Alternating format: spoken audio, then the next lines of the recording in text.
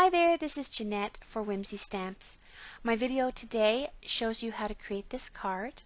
I will be sharing the Copic coloration with you, as well as how to do the sort of dotted background with the Copic markers. This is something that I was asked a lot about in the last video I did, so I'm going to show you a little bit more how to do it, as well as how to make this sort of like chipboard sentiment out of some cardstock and one of the dies from Whimsy. So we'll get started with the coloring.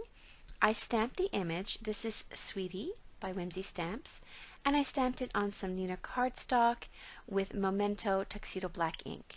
And now I'm just starting with the face. I've got the numbers of the markers I used up at the top, and I am having the light source sort of coming from the left side, shining on her face. So that part of her face on the left is going to be a lot lighter than the side of her face on the right.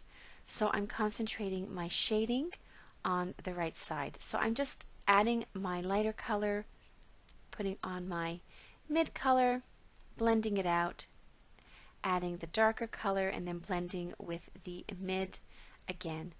Now I'm putting on the cheek color, sort of building up the cheek, and I decided not to put any of the cheek color on the left side, just so that I could keep it very, very light. Now I'm blending that out with the lightest shade here, and the face portion is finished, and then I'll just go ahead and buff out or blend out any areas where there was a little bit of, you could see a little sort of demarcation between the colors. So I just blended that all out, and now I'll do the rest of her body, working in the same way, starting with the lighter, moving to the mid, blending out, going to the dark, and then blending out with the mid and then the light. So that's how I like to do my coloring for Copics. It helps me achieve a nice blend, and it helps me control the amount of shading I'm putting on. Sometimes you can get a little carried away with the darker marker, so I find that blending in between sort of helps that. Get started on the hair now, and this is E50, and I'm just putting that pretty much over the whole part of her hair. This helps me also see what is hair and what is flowers. You see there's flowers and leaves there. I'm going to let that dry a little bit, and I'll start on her dress. So again, the numbers are listed at the top, and I worked with a whole bunch of sort of light pinks and just kept adding color until I got the shade I wanted.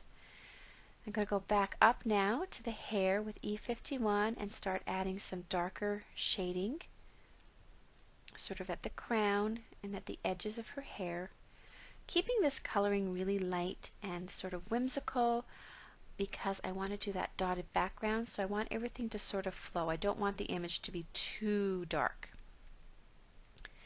So I'm just working in between the hair and the dress, letting things sort of dry in between on the hair, so that I get a nice sort of effect on the hair. With the hair, I like to let the markers dry so that the colors don't blend all into each other, that you sort of get a nice definition.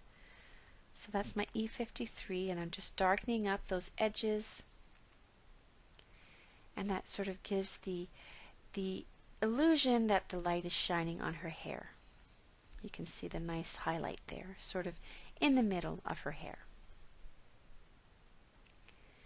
I'm going to do the wings now. I did start with my darker color just because it's such a small area, and then blend it out.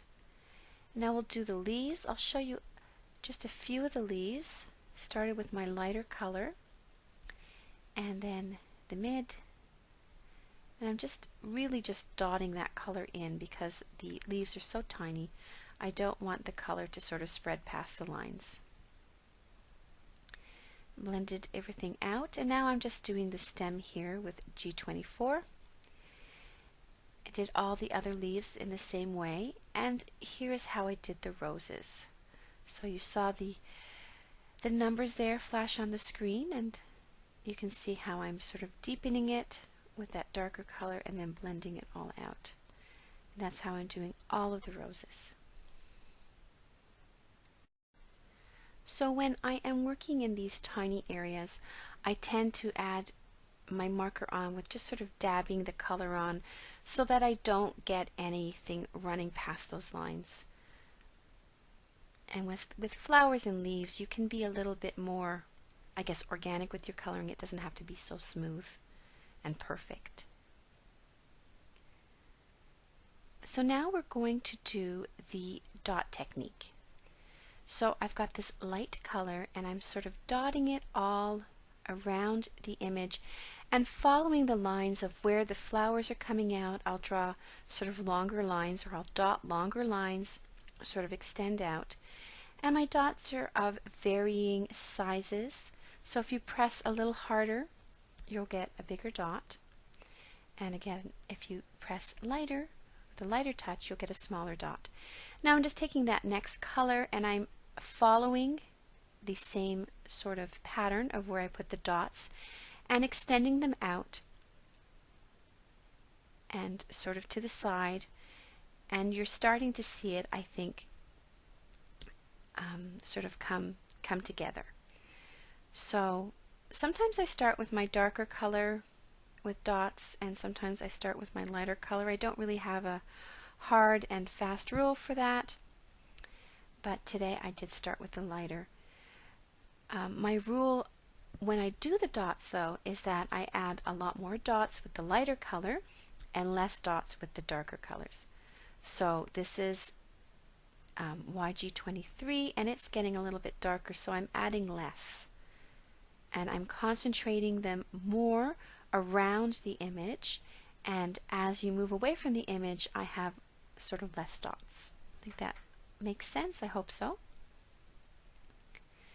So this color is even darker, and you can see I'm using it sparingly. It's really just around the image, and I might extend it a little bit, but not too much.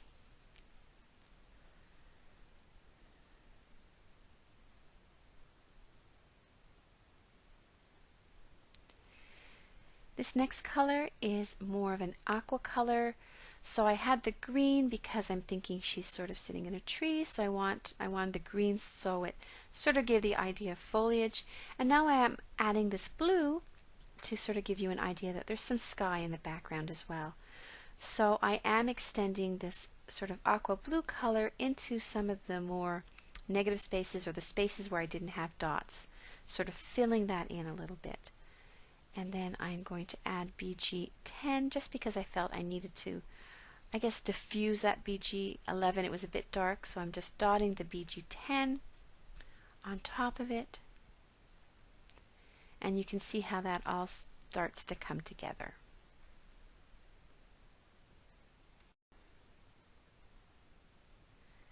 This is just a white gel pen, so I'm adding highlights in her eyes and on the flowers, and just a few in the background. Just make everything pop a little bit more. I am going to sponge on some of this soft pool ink.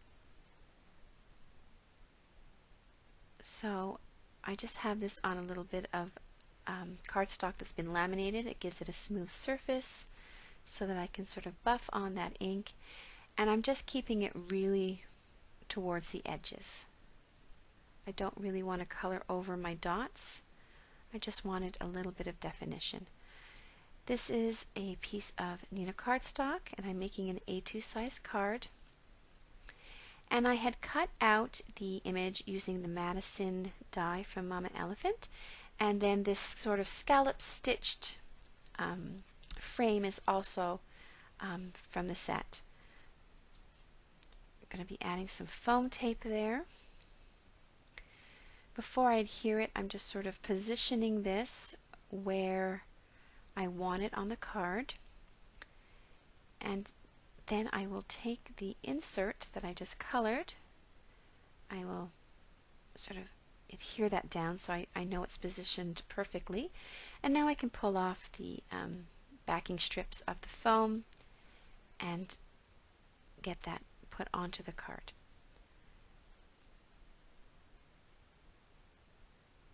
Just going to press it down, and that gives it a nice sort of level of dimension. That's really pretty.